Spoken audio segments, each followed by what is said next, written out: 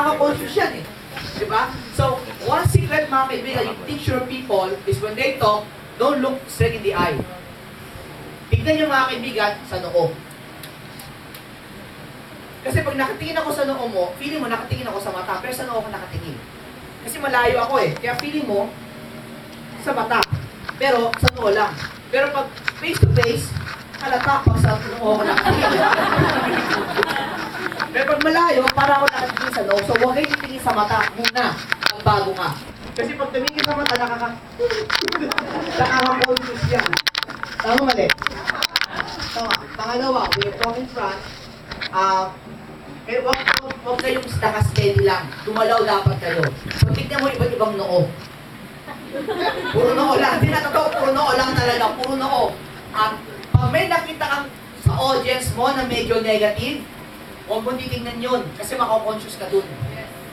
Kunwari ito, feeling ko nakasimangot, parang nakaganon. Hindi, totoo, minsan may ganon, di ba? Huwag mo tignan yun. Tumingin ka sa iba. So pag ako minsan, nag-speaker ako, feeling ko sobrang negative to or nakaka-conscious to, hindi ko siya titignan. Hindi ko siya titignan. Pagbago lang. Are we clear? Yes! Hello. So ulitin ko, for you to connect it with pleasure, isipin mo to. When you speak in front, tendency, you are a leader. And if you are a leader, mga kaibigan, leaders have big checks. Leaders have big income. And for you to be a leader, you must speak in front. May nakita ka bang leader ayaw magsalita sa harapan? Wala. May nakita ka bang general sumusugod sa gera na sa likod? Sugod! Sugod! Walang ganon. Lahat ng mga general, lahat ng mga great leaders in our history, they speak in front. They lead the battle. So as an upline, as a leader, you must lead your people. Whether you like it or not, you must lead them. Hindi ko sinasabi kailangan magaling yung speaker. Ang sinasabi ko, you lead them to battle. Parang ganito, si Ate Jeline, hindi pa naman siya speaker eh. But she was able to speak in front. Yes. Pinagets nyo? Yes. Okay, so learn to connect it with pleasure. In what way? Public speaking, connection, big income. Are we clear? Yes. Now, training. Training. Kapatid, importante ba ang training? Yes. Bakit importante? Kasi, training is equivalent to income. The more trainings you have, the more incomes you will get. So, isipin mo to, the more, parang ganito na lang. When you do network marketing, ganito yan. Network is equals to knowledge. Knowledge with by the way, this is knowledge with action. Kasi marami kang alam, hindi mo naman ginagawa, wala rin kwenta. Okay? Knowledge with action equals to income. Pag marami kang alam, kaya mong palaki ng network. Pag malaki network mo, malaki income mo. Pag wala kang alam, hindi mo kayang palaki ng network. Pag wala kang network, wala kang income. Eh sir, posible ho ba na wala kang alam, pero malaki ang network mo, tapos malaki income mo? Pwede. Makachamba ka. Pwede. Pero, pag dumating ang panahon, yung network mo nagka-problema, then hindi mo kayang gawa ng solusyon, bagsak, network mo babagsak din. Pag babagsak network mo, babagsak income mo. Clear? So, importante, knowledge. So, ibig sabihin nito, ang knowledge na kukuha yan sa training. So, isipin mo lang, the more trainings you attend, the more incomes you will have. It may not be now, it may not be soon, but it will come. Kasi mga kaibigan, wala naman kasi ako nakitang tao na habang nag-aaral, milyonaryo na agad. Sa eskwelahan, di ba kailangan graduate ka muna bago ka makaharap ng trabaho? Pag nakaharap ka ng trabaho, trabahuin mo, tsaka ka magkakasweldo. Pero kapag naka ng estudyante, may sweldo? Wala eh, di ba? Tapos, mga kaibigan, in the ladder of success sa corporate world is this. Para ka maging manager, kailangan graduate ka. Pero para ka maging executive, kailangan meron kang master's degree. At para ka maging top executive or executive vice president or maging presidente, kailangan meron kang PhD. So the more knowledge you have, the more the position, the higher the income. Same thing with the corporate, same thing with network. Kaya dapat mga kaibigan, pag may training, you must attend. Yes. Sabihin mo sa kanila mo, when there's a training, drop everything. There's a training, drop Sabihin everything. mo sa kanila mo, when there's a training, drop everything. There's a training, drop everything. Eh, pag sinabi kayo, sir, alam ko na yan. Alam ko na yan, narinig ko na yan. Nakarinig ka na ng ganon? Ito sagot mo sa downline mo. Kung alam mo na yan, bakit ganyan ka pa din? Yes. Ulitin ko ha, kung alam niya na yan, bakit ganyan pa rin yung income? Iba kasi narinig na at iba yung kaya mo ipaliwanag. Iba yung narinig na at kaya mo ipaliwanag at ginagawa mo pa. Hello? Yes. So are we clear? Good. Now, at the same time mga kaibigan, learn to connect pleasure with rejection. Paano kaya yun? Parts. Okay lang, ha? Sarado na kaya natin ito. No, marami sumisilip. Yan. Now, mga kaibigan, learn to connect pleasure with rejection. So, paano yun? Sino dito ang nare-reject? Marami, lahat. Gusto mo huwag kayo ma-reject? Oh, huwag kayo mag-invite. Now, ang rejection, mga kaibigan, is this. You must learn to connect rejection with pleasure. Kasi bakit? But for you, ang rejection painful, tendency niyan, hindi ka na mag-invite. Kasi painful sa'yo yun eh. Diba? So, ngayon, connect ko siya sa rejection. Paano yan? Ito, isipin mo ngayon. Remember, pwede mong i-manipulate yung mindset mo. Paano yun? Ganito. Pag ikaw nare-reject, tandaan mo yung tao nag-reject sa'yo. Tandaan mo yan. Kasi bakit? Ang tawag dyan, mga kaibigan, ROTC. Pag kumita ka na, ang tawag sa kanila, ROTC na. Ano yung ROTC? Return of the comeback. O bakit? Kasi nangyari sa akin yan eh. Ang dami kong in-invite dati. 88. Ilan na sumama sa akin? 2. Dalawa lang, totoo. Pero yung dalawang yan, yan ang nagpayaman sa akin, nagpalaki ng grupo ko. Dumami ng gusto yan. Now, guess what? Yung 86 na yon, alam mo ang tawag ko doon, ROTC. Bakit ROTC? Kasi nung kumikita na ako, yan kagad ang mga easy prospect. Kumita ka na eh, nakita ka nila walang pera dati, wala rin mangyayari sa'yo. Nung nagka-pera ako, nung nagka-kotse ako, binalikan ko sila, sama agad. May proof ka na eh. Ang tawag na dyan mga kaibigan, standby. Ang tawag dyan, waiting. Waiting lang yan. So huwag kayong matakot kasi bakit? Pag ikaw ni-reject, yes, ni-reject ako. Dumadami na naman ang waiting ko. That's all? Waiting yan, waiting. Waiting yan mga kaibigan. So, di ba sinasabi natin, di ba, sa binary system, di ba, meron kayo talagang malaking grupo, meron kang medyo maliit na grupo? Yes or no? Yes. Oh, so okay lang yan. Bakit? Kung baga, malaki yung waiting mo. O, i-match mo na rin pag medyo lumalakas na yung kabila. Yes or no? Yes. Yes, di ba? Same thing dito, ROTC, waiting.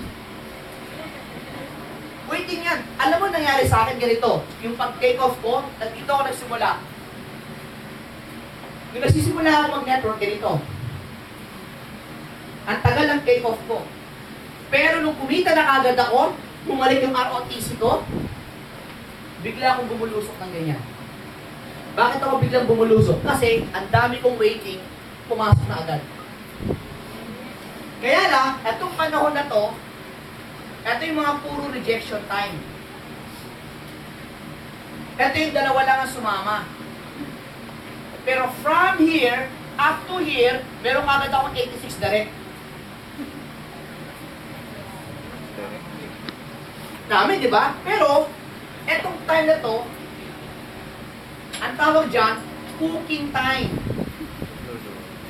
Pinapakuluan ko pa eh, pinapalambot ko pa eh. Diba? Pero nung naluto na, pinasok ko na lahat ng aking mga sahog.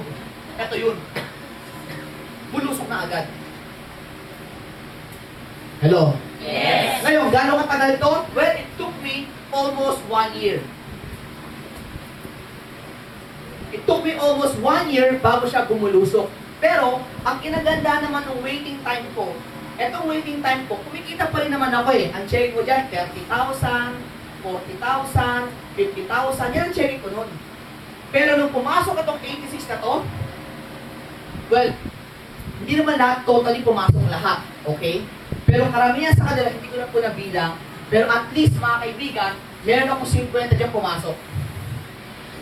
50% of them pumasok. Yung pumasok ito mga kaibigan, yung 50,000 ko, bigla siyang pumalo ng 100.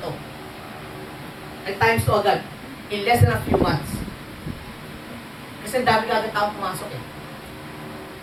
Hello? Yes. Ngayon, tanungin kita ngayon, marami ka na bang waiting? Yes. Good, matuwa ka. Kaya dapat, ang rejection is pressure. Waiting yun. Rejection is equals to waiting. Tignan mo yung katabi mo, tanungin mo siya, may waiting ka pa? Marami. Sino dito maraming waiting? Taas ang kamay. Oh, yun naman pala. So, be excited. Yes. Diba? Sabi mo sa akin, katabi mo, payaman na ako. So, be excited sa mga may waiting. Be excited sa mga may waiting. Okay? Now, in doing royal, it should be pleasurable and fun. So, sige. Sige, tara, lapos na tayo. Tara. Okay, sige, tara. Okay. In doing royal, it has to be pleasurable and fun. Mga kaibigan, ulitin ko lang.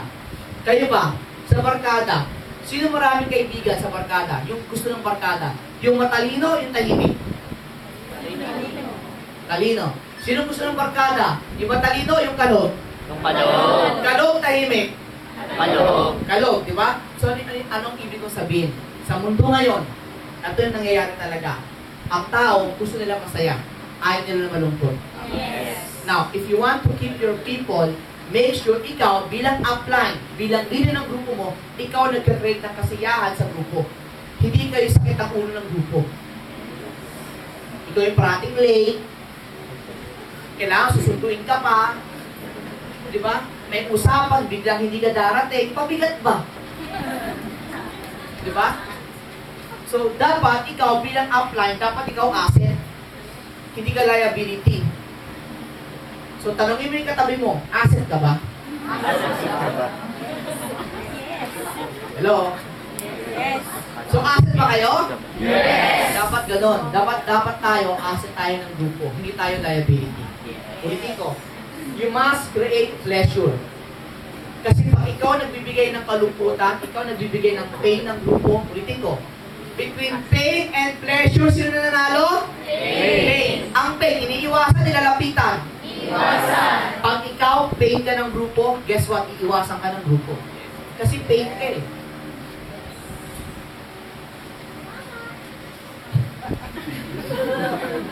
Hello? Yes. Hi. Hi. Okay, so clear tayo? Yes. Okay, good ha? Good. Now, 3 keys in controlling negative emotion. To control negative. Ulitin ko ha. Anong gusto niyo? Positive or negative? Positive. So, para maiwasan ng negative, ito po yung isa sa mga susi. Tatlo yan. Number 1, physiology. It is the science of the normal function and phenomena of living things. Napakalalim ano? Yeah. Ano ibig sabihin nito? Hindi ko rin alam. Kinopya ko lang yan. Pero ibig sabihin niyan is this. Our emotions and physiology are interconnected. Ang emosyon natin at physiology, yung physical, yung nakikita, yung kilos, yan ang physiology. Diba? Sino ba dito ang medicine ang tinapos o nag-aaral ng medicine? Medical background. Diba meron tayong course, physiology? Oh. Hindi physiology yung fish, ha? Katawan, physiology. So, paano yan? Ganito. Our emotions and physiology are connected. Paano yan? Listen, everybody, tingin sa taas. Tingin sa taas. Taas ang dalawang kamay. Ngumiti. Nakatingin sa taas, taas ang kamay, nakangiti. Habang ginagawa mo yan, mag-isip ka ng negative. Wala. Kaya hindi. Hindi. Bakit? Kasi ang kilos mo, ang galaw mo, positive. Dahil positive ang kilos mo, negative cannot come in. Kaya pansinin mo, ang tambay, bakit negative? Kasi ang tambay, ano ba yung itsura ng tambay? Nakaganyan. Pababa. O, tingnan mo yung itsura ko ngayon. Positive to, negative. Dahil ang negative ang action mo, negative ang papasok. Wala ka nakitang taong masaya, ganito. Pare, bakit? Pare, saya-saya ko, pare. Tumama ako sa loob, I'm so excited. See? Because happiness, magmamanifest yan sa katawan mo. At pag ikaw masaya talaga, mga kaibigan, ito kasi nangyayari. Ito nangyayari sa atin. Kung anong iniisip natin emosyon, yun ang lumalabas sa physical. So, ang nangyayari, nauuna yung emosyon bago yung physical. Ngayon, para makontrol mo yung emosyon mo, unahin mo yung physical. Kasi tingnan mo yung equation ha. Tingnan mo yung equation ha. Kasi ang equation is emotions or thoughts. Thoughts, yung pag-iisip. Ang labas niyan is the physical. Yes or no? Okay ha, ganito ha. Tingnan mo, ito ang equation yan. Kung ano ang nararamdaman at naiisip mo, makikita yan sa katawan. So, ang katawan, ang resulta ng isip at damdamin. Correct? Yes. So, ang gawin mo ngayon ganito, unahin mo yung physical. Kasi pag inuna mo itong positive, automatic, magpapositive to. Yes. Di ba, tingnan mo, pinataas ko kayo ng kamay, nakangiti. Dahil ikaw, physical mo, positive ang physical mo, hindi ka makaisip ng negative. Okay. Naintindihan niyo ba? Yes. Kaya pansinin niyo, di ba? It is very important na importante yung lahat ng kilos mo dapat positive. The way you walk, stand straight. Stomach in, chest out. Tapos, diretso tingin. Gaya ka maglakad, mabilis. Kasi ang taong malungkot, ganito maglakad. At pag ganyan ka maglakad, tendency yan, utak mo negative. Tama? Yes. Subukan mo maglakad ng straight. Nakatingala, ganyan. Huwag naman ganyan, ha? Huwag, yung naka-straight lang, ganyan. Chin up. Straight body. The way, tingnan mo to. Paano ba umupo ang taong negative? Paano? Ate, kasi sinig ko ah. Diba, ang taong negative pag umuupo ganito? Oh, tama mali? Okay, nakaganyan. Yes or no? Yes. Now, tignan mo ito ngayon ha. Kung ganyan ka umupo, tendency, ang iniisip mo, yung kilos mo, negative na. So, dapat, bilang isang upline, kailangan physical mo, parate, positive. Me and my wife, madalas sinasabi ng asawa ko, pag lumalabas kami, kahit simpleng araw lang, like nung isang nung Monday, di ba, election? O, nagboto, tapos kumain kami sa restaurant, nag-brunch kami with friends.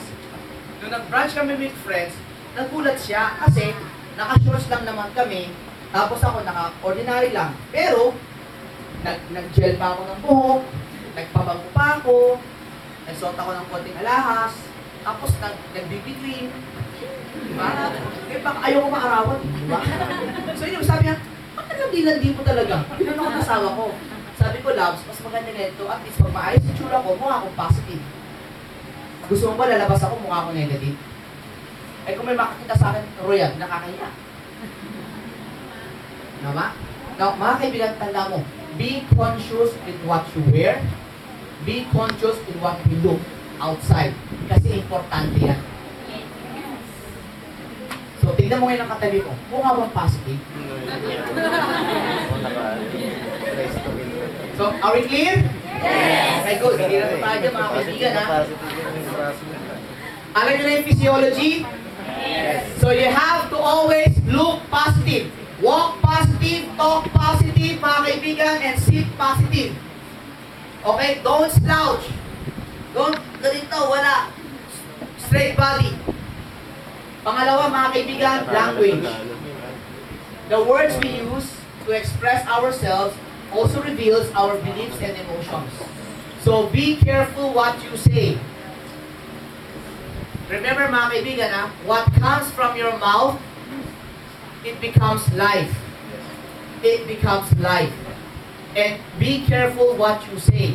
For example, mga kaibigan, sir, kayo po nakapula, sir. Kayo po. Wala na wigil. Hindi. Hindi po lang kayo, sir. Your name, sir? Ellie, si Kuya Ellie. Sabi niya kanina, ayaw daw niyang she is, mahihayin daw siya pag sa public speaking. Tama mo ba, sir? Oh, don't worry, I won't let you talk. Okay. Sir, ilang pounds kayo?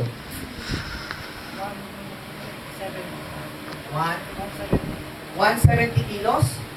Pounds. 170 pounds. Sir, pwede mo ba kayo tumayo, sir? Kayo lang, sir. Okay, sir lang. Sir, pwede mo ba kayo lumundag? Isang lundag lang, sir. Okay, sir. Puna kayo, sir. Mga kaibigan, with just plain words, I was able to lift 170 pounds. By just words. Ibig sabihin, hindi mo kailangan mag-exert ang physical effort para patayin siya. Just words.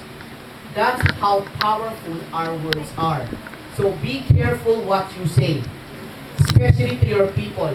You can either make them or break them with just words. Example, encouragement. Naku, hindi dumating na downline ko, upline eh. Downline, it's okay, downline. Don't worry, I'm sure next time darating yan. At least you do your part. Good job. Encouragement. Kesa naman sa distractional words. Upline, hindi dumating eh. Eh, paano mo naman dati? Tama-tama mo, wala kang kwenta-kwenta. Arte-arte mo, kaya mo tawagan. Ano ba feeling mo? Mayaman ka. Nagets nyo? Upline, okay ba yung ginawa ko? Hindi, walang kwenta yung ginawa mo. Hindi ka yayaman. Feeling mo, akala mo yayaman. Hindi ka yayaman. Habang buhay, spiritual ka na lang. Distractional words, mga kaibigan. Pag may mga maling ginawa si downline, encouragement. Apply, mali ginawa ako, palpak eh. Oo nga, medyo palpak eh. Pero alam mo, ito lang maganda. At least we learn from experience. The good thing in life, it first gives you the experience, and then it gives you the lesson. Now, to always charge with experience na lang manaw. Okay? Don't worry, next time, I'm sure you do better. Magsas ka na. Wala talaga mga yan dyan.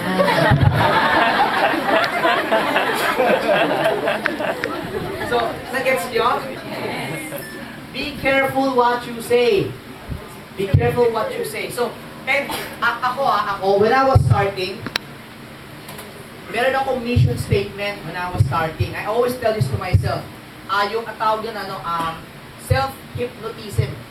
Ang tawag nila doon. When you say things, paulit-ulit, tendency niyan, you will believe in it. So ako, before I go to bed, ang sinasabi ko sa sarili ko, I am a successful, inspiring young leader. Successful, inspiring, young leader. That was 10, 15 years ago pa yun. So, ganun siya sabi ko. So before I go to bed, ito sabi ko sa sarili ko, I'm a young, successful, inspiring leader. I'm a young, successful, inspiring leader. I'm a young, hanggang sa makatulog ako. Tapos, pagagising ko, sasabihin ko, I'm a young, successful, inspiring leader. I'm a young, successful, inspiring leader. Paulit-ulit hanggang sa talaga ma-internalize ko yun. Alam mo tawag yun? Auto-suggestion ang tawag din doon. Tiger Woods, when he was young, nung wala pang compact disc, nung wala pang DVD, tape recorder pa lang. Alam mo ba, bago siya matulog, naka-Walkman yun. Bata pa siya nun elementary pa lang, going to high school. Before he goes to bed, naka-Walkman siya. Alam niyo ba yung Walkman? Yes. Alam niyo, no? Matanda na rin kasi kayo. Parang ako. Walkman. Sa mga bata, mga bagets, di ba? Para siya naka-earphone. Yan. Tapos, wala pang iPad nun, tape recorder. Tape lang yun, replay lang niya, pero ano na yun? Auto-reverse. Yung auto-reverse. Auto-reverse yun. Paulit-ulit lang yung tape. I'm a successful, golfer. I'm the best in the world. I'm a successful golfer. I'm the best in the world. I'm a successful golfer. I'm the best in the world. Paulit-ulit lang yun. Hanggang sa makatulugan niya. Na kahit tulog na siya, yung pa rin narinig ang kanyang utak. Guess what? He became the best in the world. O, the power of auto-suggestion. When you put positive words, negative cannot come in. Physiology. Number 2, words. Hello? Yes. And the last, mga kaibigan, is your focus and belief. You have to believe in something. Choose to focus on the positive side rather on the negative. Rather on the negative. Ano mga kaibigan, nangyari lang po to last 4 months ago. Yung isa ko pong friend, yung uncle niya namatay. And yung uncle niyang yun, yung pa man din nag-alaga sa kanya. And ang medyo malungkot kasi noon, yun yung uncle na nag-alaga sa kanya kasi uli ng lubos eh.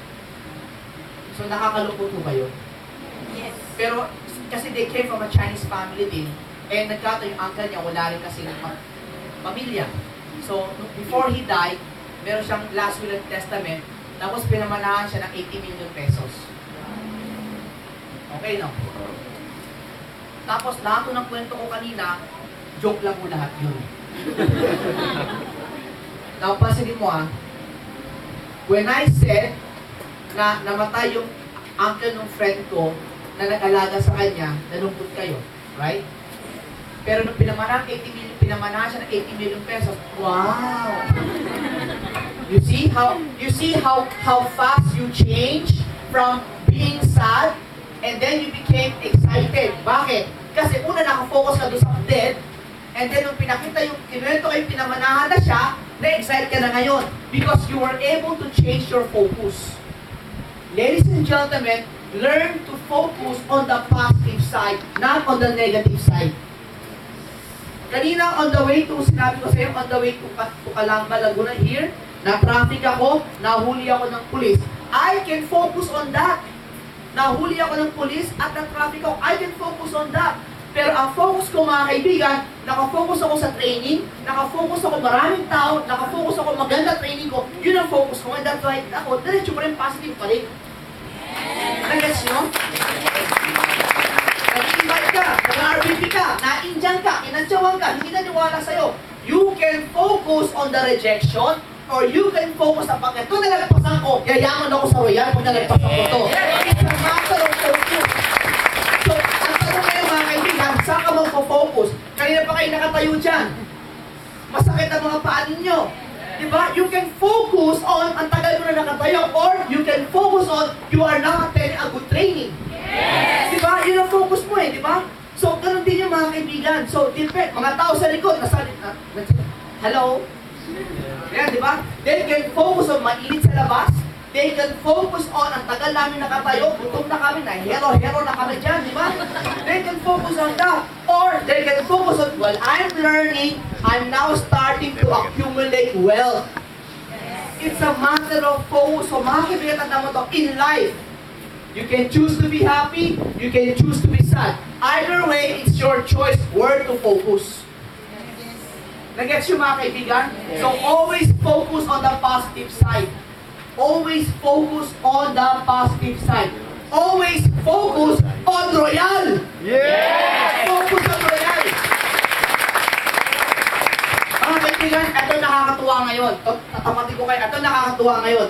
Alam nyo ba, sa mundo ng industriya ng network marketing ngayon sa Pilipinas, ang Royal pa lang ang merong programang ganito, mga training. Wow. Alam niyo ba yun?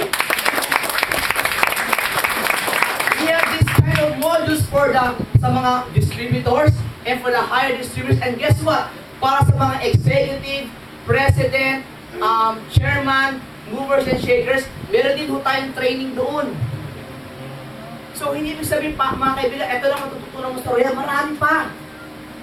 We're gonna have a training called, alam niyo naman laman nito, hindi ho ba? Alam niyo pagka-graduate niyo nito? Meron pa kayo training, Royal, the spirit and culture. Ano ba dapat ang kultura natin mga royalista? Ito yan. Pangalawa, Royal, the second look. Ano yung second look? Para maintindihan mo natin yung buong marketing plan. Paano kunin yung travel incentive, paano kunin yung profit sharing, paano mo compete ng mga MLM, mga Unilever. Alam niyo ba yun? Hindi. Kasi doon, meron tayong training for that. Di ba? Eh kung bakit mo talaga, dapat mo talagang dibdibin dapat si Royal, bakit mo kailangan gawin yun? Meron tayong This Is It. Ano yun? In-depth training ng mga sakit ng tao. Paano mo gagamitin ang mga produkto sa mga ganyang karamdaman. Example, cancer, hypertension, heart problem, diabetes, rheuma. Paano mo siya gagamitin sa mga products? Okay, meron tayong gano'n. Meron tayong the personal touch. Ano yun? Na pag nag-101 RBP, ano yung mga tamang magic words na sinasabi mo sa kliyente mo para maintindihan niya, magustuhan niya si Royal. Meron tayong personal touch. At meron din tayong Off-Road 41. The do's and don'ts in network marketing. Pero bukod pa doon mga kaibigan, meron pang additional. The perfect mindset naman. Higher learning na to. Meron pa tayong training na how to organize events. Example, meron kang CSEL, meron kang awarding sa grupo mo. Ano ba mga tamang music? Gaano kalaki ba dapat yung venue? Ilan ba dapat ang seating capacity? Sino ba dapat ang MC mo? Ano ba dapat yung background mo? Ano ba dapat yung backdrop mo? Ano ba dapat yung PowerPoint mo? Lahat yung kasama yun. Ano ba dapat, gaano ba kaliwanag? Gaano ba dapat kadilim? Kasama yun. Okay na kayo? Yes! Ha? So, these are the things na ang programa ni Royal sa inyo. And this is the best part. Bago matapos ang taon, we're going to open our new building.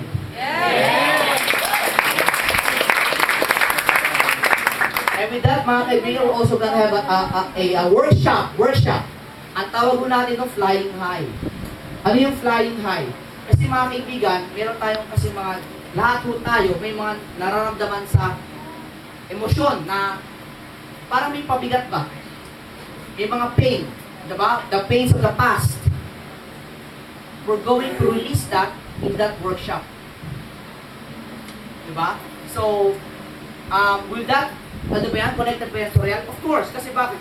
When you unload all your burdens, then kasi magiging magaan ka, at kung magiging magaan ka, it's very easy for you to do things. Do you agree? Yes. So we're gonna have all those stuff, mga kaibigan, within the year. Please, within the year magkakaroon tayo nun. And pangalawa, ito mga pinakagusto kong announcement ko sa inyo. Kung anong ginagawa namin sa QOut, gagawin namin sa Calamba, gagawin namin sa lahat ng branches nationwide. Kaya huwag mo kayong mag-alala. Kung may mga towns kayo sa ibang probinsya, huwag mo kayong mag-alala. Makakarating po doon yung mga tamang training sa kailangan nila. Even the products po natin doon. And we're going to open very soon our branch in Singapore. Yes! Gusto mo malaman kung kailan? Yes! Secret. But it's gonna be very, very soon. Trust me, it's going to be very, very, very soon. Tomorrow? Ha? Hindi mo next week. Tomorrow. Tomorrow, starting next. Basta ganon. Basta very soon. Very, very soon. Please anticipate. Meron ba kayong mga prospect sa Singapore? Yes! Mga kaibigan, ang ganda ng office natin doon. It is located in a prime location sa Singapore. It's located at... Basta doon, dito. So, I'm sorry, no? Although alam ko na po, it was announced to us, but I'm in no position to disclose it sa inyo. Our president will be the one to announce it to all of you. And mga kaibigan, anong meron sa June 23? Anniversary! Ano? Anniversary! Pupunta ba kayo? Yes! Sino dito pupunta sa anniversary? Taas ang kamay. Ba't hindi ka pupunta ate? Hindi, joke lang. Diba? Mga kaibigan, ganito po. I would advise all of you to please attend our 7th year anniversary. We have a lot of things installed for all of you in our anniversary. And kung pwede po, kung paglabas ng ticket, please get your tickets na. We're gonna have a very nice program for all of you. And mag-start po yan, 2 p.m. po yung call time. 2 p.m. so that we finish early and so that you have enough time to spend with your group pa rin po. And mga kaibigan, when you go there, you go together as one, as Royal Calamba. Yes! Let them see kung gaano ka... Malaki na ba si Calamba? Yes! Solid ba kayo dito? Yes! Parang hindi eh. Before I end, question lang po. Have you learned something tonight? Yes. Okay. Think positive. Control your emotions through your actions. Okay? You can choose to be happy. You can choose to be sad. Either way, it's your choice. But if I were you, focus on the positive side. Focus on the positive side. May goals kayo sa buhay. If you think you can get it sa Royal, you can get it in Royal. If you think hindi mo siya makukuha, guess what? Hindi mo talaga siya makukuha, big. So what you say, it's gonna happen because you believe in it. But if I were you, mga kaibigan, let's work together for a common good, and together, let's achieve your goals.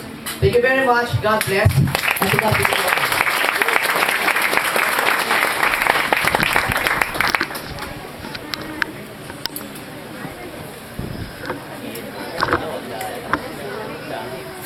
Maraming salamat po sa lahat. And